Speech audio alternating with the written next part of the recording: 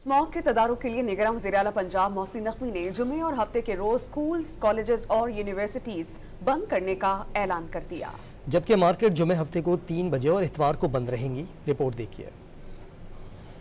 पंजाब में स्मोक की बदतरीन सूरत हाल पर निगरान सूबाई हुकूमत ने अहम कदम उठा लिया।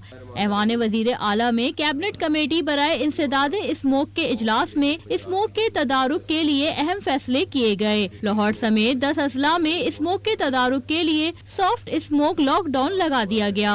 निगरान वजीर आला पंजाब मोहसिन नकवी ने प्रेस कॉन्फ्रेंस में ऐलान किया कि जुम्मे और हफ्ते को स्कूल और कॉलेजेस बंद रहेंगे, जबकि मार्केट्स 3 बजे खुलेंगी और इतवार को बंद होंगी। 10,000 स्टूडेंट्स को सब्सिडी पे मोटर बाइक्स देंगे। उसके लिए हमने एक कमेटी बना दी है जो जितनी जल्दी फाइनल कर सकेगी, अपनी सजेशंस करके कैबिनेट में देगी। तो इलेक्ट्रिक बाइक्स जो हैं 10,000 इलेक्ट्रिक बाइक स्टूडेंट्स को हम सब्सिडी पे देंगे जो इस इलाके से सफ़र कर रहे हैं स्मोक को।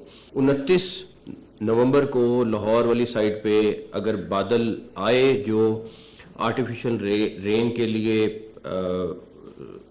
मौजू हुए, साजगार हुए, तो हम कोशिश करेंगे कि आर्टिफिशियल रेन करें, बट उसके लिए अभी हम बहुत पीछे हैं, हमें कुछ मेहनत करनी पड़ेगी।